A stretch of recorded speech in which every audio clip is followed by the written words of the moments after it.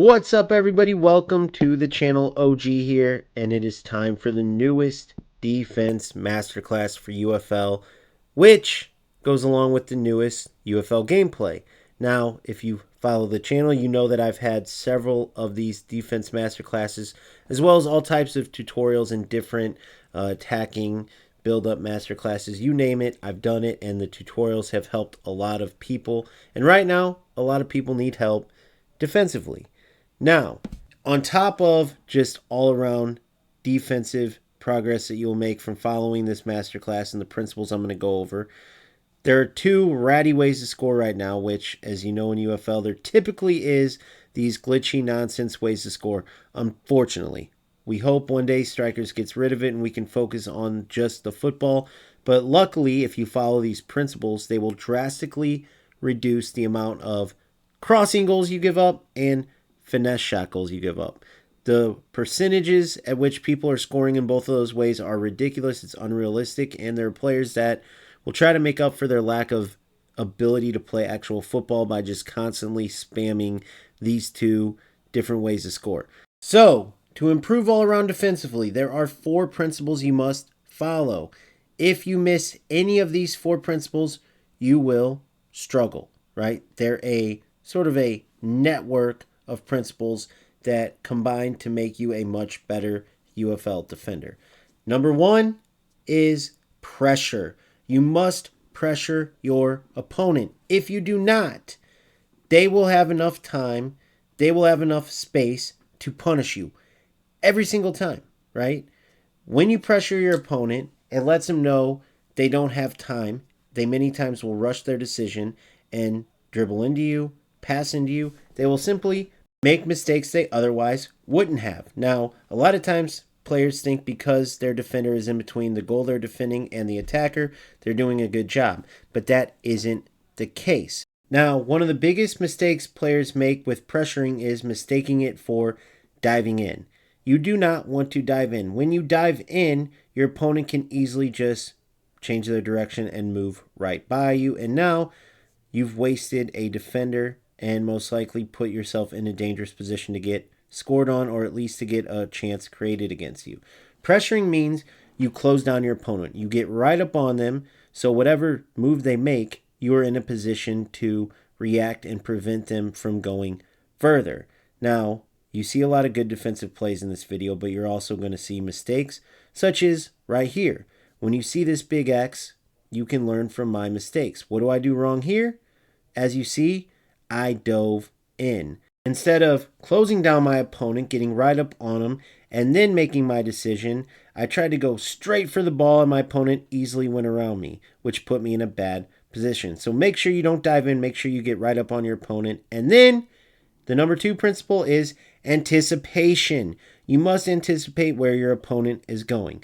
A good example of this would be the crossing and the finesse shots, 2 of the most popular ways and the most prominent ways to score right now. So when you see your opponents in positions like you see here, you must put immediate pressure on them, and you know what they want to do, so you must anticipate that and try to prevent them from getting across, getting a finesse shot, or dribbling in the direction they want to go, shooting where they want to shoot. That's where the anticipation comes in. So now you have proper pressure on your opponent and you've anticipated accurately where they're going. Now you must time your tackle, the number 3 principle, which is extremely important because in the UFL, defenders don't have the proper animations to commit all the tackles they should be able to, just like they don't have the proper way to move, right? And so a properly timed tackle in the UFL looks like this. When your opponent is dribbling, they're going to inevitably push the ball out a bit too far. It's just how the dribbling works in UFL. That little space between them and the ball is when you time your tackle. It will allow you to cleanly run through the ball, win it, and now you transition into attack. So hopefully one day Strikers adds in proper animation so you can make more realistic football defensive plays, football types of tackles that you would see in a game, right? This is sort of particular to UFL. Defenders don't have to just cleanly win the ball, right? We know that you can put your shoulder into an attacker and push them off.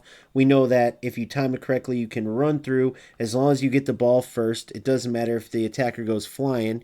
You win the ball and you move on. There's just not that proper tussle between the attacker and defender right now. So if you don't cleanly win the ball, you can create tacklebacks where it kind of bounces around, goes to the attacker, where they just kind of glitch through and keep going, even if it seems like you might have won the ball. So that timing of your tackle to cleanly run through the ball and win it, leaving the attacker behind, is extremely important. And while we're on the topic of inadequate movement, inadequate animations for defenders, it brings us to our fourth principle, because this is something you need to utilize since you're at a disadvantage defensively already. And that is AI assistance, or holding R1 to call an AI controlled defender to pressure the player with the ball. You don't just want to hold this down all the time and let your player run out of position to run at the player with the ball. A skilled UFL player will see the player run out of position and they will attack that. They will expose that gap. You need to time your AI assistance, time when you press R1 correctly. And you don't need to hold it either. Sometimes you can fake like you're going to press in with the defender and then let go of R1. Sometimes you can control a defender and sort of distract the attacker because you get in the way of their dribbling lane or passing lane to slow them down, and you send that AI defender in and they will run through and win the ball, right? Now, do I wish that there was less AI assistance on defense and altogether? Yes.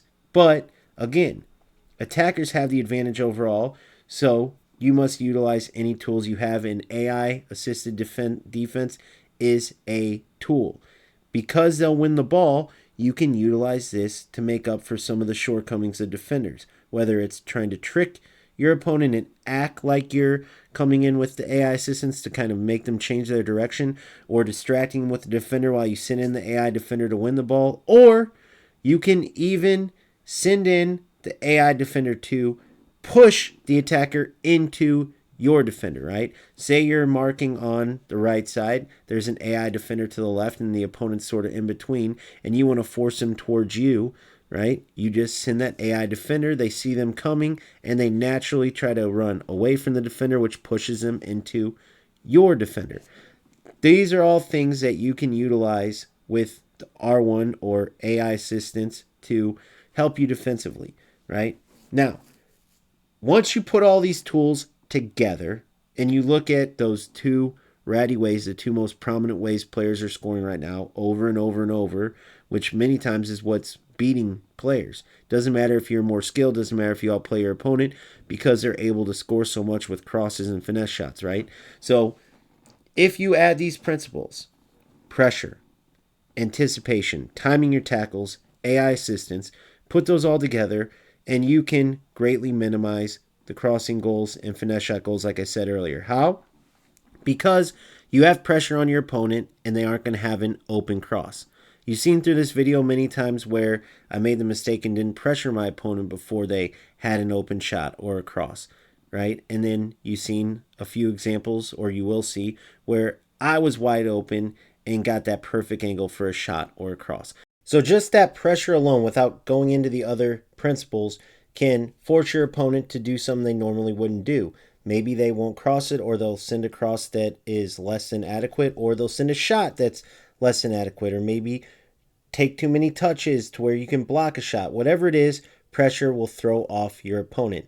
Next, let's just assume they keep the ball and they are on par to send a good cross or that finesse shot. Well, now you anticipate this and you set yourself up for a well-timed tackle.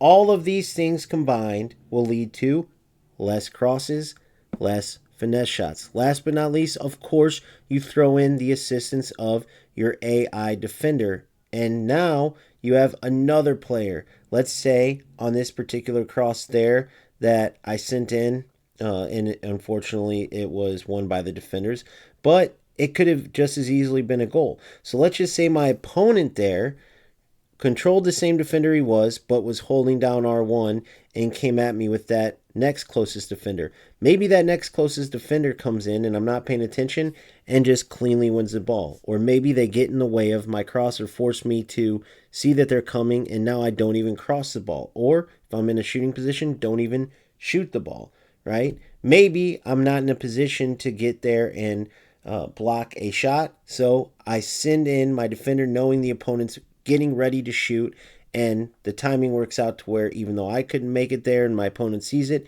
that AI defender runs through and wins the ball and prevents a potential finesse shot goal or a potential cross. No matter how you look at it, you take these principles, you apply them to your defense, and you become a better all-around UFL defender, which includes letting in less crosses altogether, much less crossing goals, as well as less finesse shot goals. So, if you apply these principles and they do help you out, make sure you come back and leave a comment, let me know. And even if they don't work, tell me I'm a fraud. Let me know why they didn't work. I just want your feedback. Even though, come on, we know this is going to help you out, and it's been my pleasure. So go ahead and smash that like button on the video. It means a lot. And make sure, if you haven't, you subscribe. And check out my YouTube bio for chances to get more from the channel while supporting your boy.